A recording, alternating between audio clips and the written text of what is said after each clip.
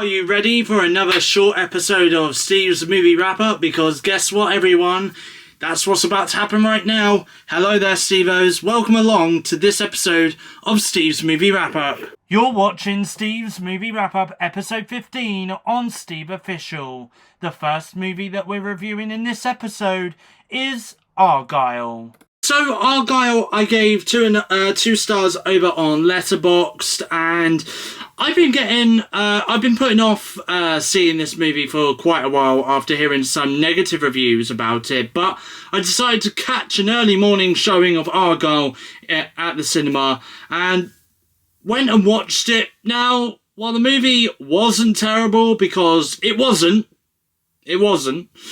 it did have potential to keep people hooked, but there was some distracting moments in this film I couldn't help but complain about. First of all, the cat called Alfie is a very cute cat.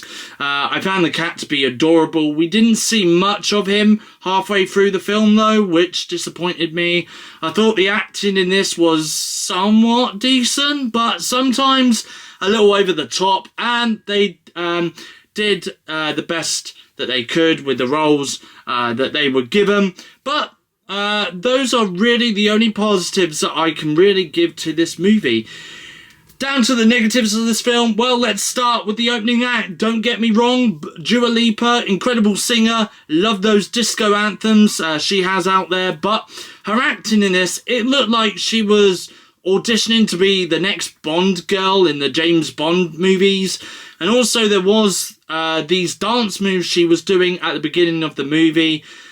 I mean, what was she trying to be sexy? Because I found those dance moves more cringy than sexy, and there was some plot twists in this movie which I just found rather ridiculous and over the top, to be honest. The film itself has a running time of 2 hours and 20 minutes, and I feel as though the final act of the movie felt rather dragged out for the sake of dragging out the running time of the movie.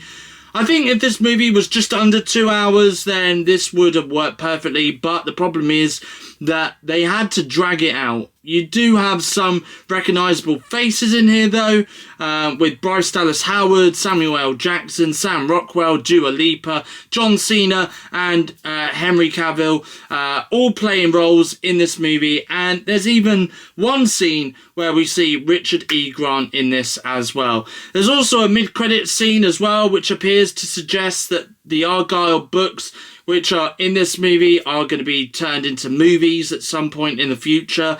I'm hoping that depends on how well this movie did at the box office, and I should point out there's either 5 or 6 of these books referenced in the movies. So are they going to make another 5 or 6 movies based on each Argylle book? Well, if they do happen to be released, maybe I'll give it a watch, but we will wait and see. I am going to point something out here as well, actually, about Argylle. There was a shot that was going on throughout the movie, actually, which I really did enjoy at first.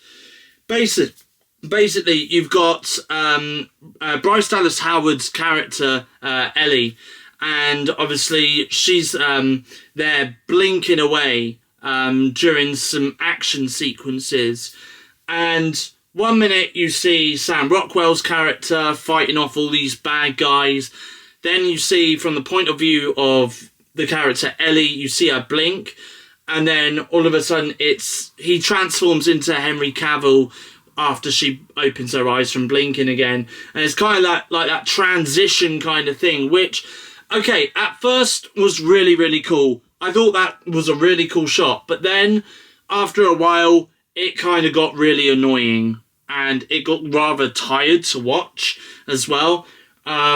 So yeah, there was that. And also as well, just going back to the action sequence that I was just talking about at the very beginning of the film with Dua Lipa and John Cena. Henry Cavill's character was basically trying to catch Dua Lipa's character from I think it was in Greece. I think it was.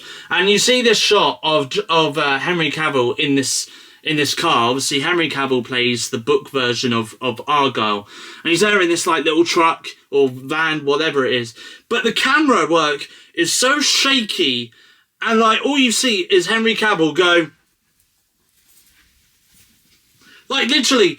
I'm just like, what is this? What is this? And then obviously it was very noticeable that it was obviously shot and done with CGI as well. And I don't know.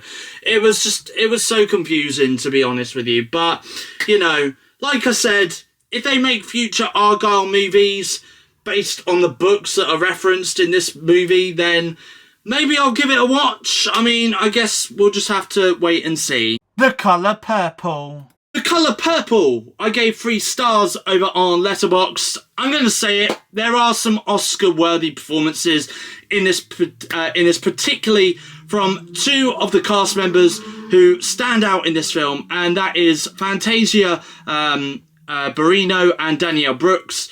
Both actresses deserve Oscars for their performances in this movie, and if they don't, then I'm going to be extremely disappointed that they didn't get Oscars or any awards for that matter. The Colour Purple is quite a heavy movie. It's a remake from the original 1985 movie with the same title, which I haven't seen before, by the way. I did go into this movie blind, however, after seeing the trailer a few times in the cinema, I thought I would give this a watch. Yes, it is a musical and does contain musical numbers throughout the 2-hour and 20-minute running time. Some which I enjoyed and would happily listen to over and over again, while others I didn't enjoy. But that's always the case when it comes to musicals, right? We have our favourite songs we can listen to over and over again, while others we would rather forget about. I will say that this movie is quite heavy to watch, though, as I did mention, as we follow a woman and the difficulty that she goes through in life, especially given the fact that she's going through an abusive relationship. She has to give up her children straight away when they are born. There are some heavy themes throughout this movie in between the musical numbers.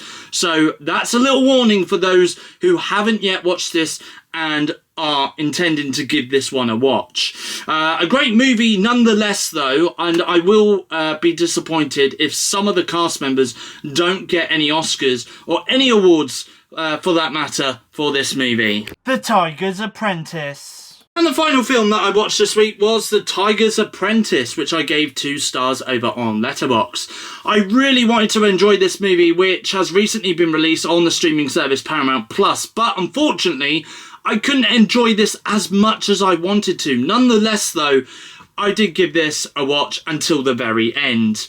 The sad thing about this movie is the fact that the plot feels very rushed, and I can see why the plot was rushed because of the short running time that comes with the movie. The film has a running time of just over 1 hour and 20 minutes. Now, while this is a great watch for kids because of the short running time, but as for people like me who are reviewing this movie as a movie critic, I feel as though we could have had a bit more of a longer movie with a plot that could have been stretched out for a little bit longer. While I do enjoy the fact that this movie does celebrate the Chinese culture and representation as well, I do also enjoy the animation in this movie as well as the music that is used throughout the film too. I will also say that the voice acting in this is also pretty decent. What I will say though is the character development, however, wasn't great. Like, it again felt a bit rushed. You know, here's a bunch of characters, you're just going to follow them in this film. That's it. No character development really at all. Even at the beginning of the film, it's just like, hey, yeah, look, character. This character gets bullied in school. Alright then. So there we go. So yeah, so that is my thoughts on The Tiger's Apprentice. So that is my movie wrap up for this week. Thank you for watching. If you have enjoyed it, please give it a like. Leave a comment in the comment section down below. What films have you been watching this week, regardless whether it's in the cinema or on streaming services? As always, let me know in the comment section down below. And if you are new around here, you like what you see, feel free to hit that subscribe button to become a Stevo. Your next YouTube video will be my weekly vlog, which will be out on Monday the 19th of February at 4 PM UK time, right here on my YouTube channel, SteveOfficial. But until then though, goodbye, thanks for watching, and I'll see you guys again in my next YouTube video.